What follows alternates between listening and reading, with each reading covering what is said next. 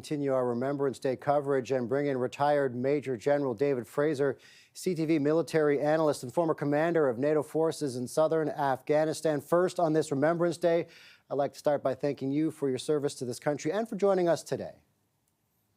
Scott, thank you very much. Glad to be with you. So for you specifically, tell me about the importance of Remembrance Day and from your perspective, how it's evolved over the years.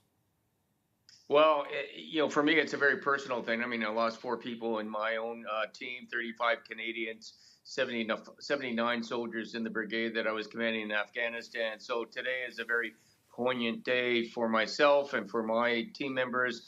We've been in constant contact all day to commemorate and remember the sacrifice of all those Canadians, 158 Canadians who lost, service members who lost their lives in Afghanistan, and quite frankly, Canadians across history who've sacrificed, as the War Monument has shown, that has allowed us to, take the liberties that we have today for granted.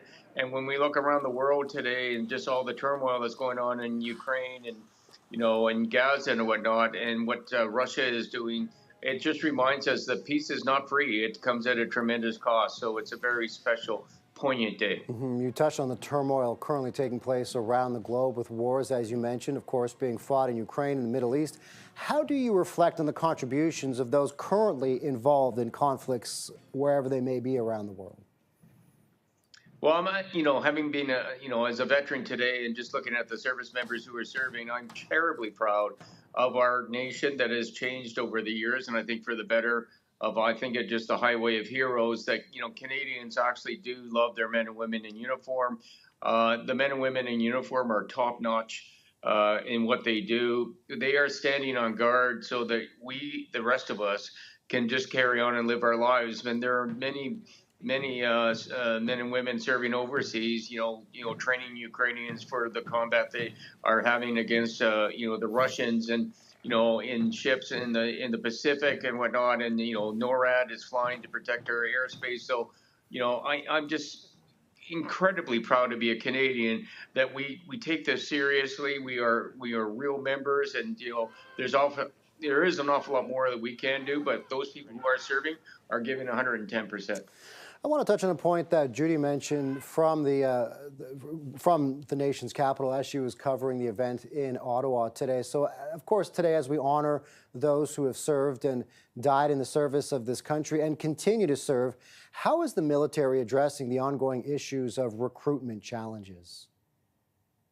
Well, they've got a challenge. I mean, there are 15, 16,000 people short, so something's not working. I mean, we're not, attracting enough people, or if we are attracting enough people, we're not getting them through the door fast enough in competition with other, firms. If you think of anybody out there, banks or, retail, whatnot, they're getting people in faster.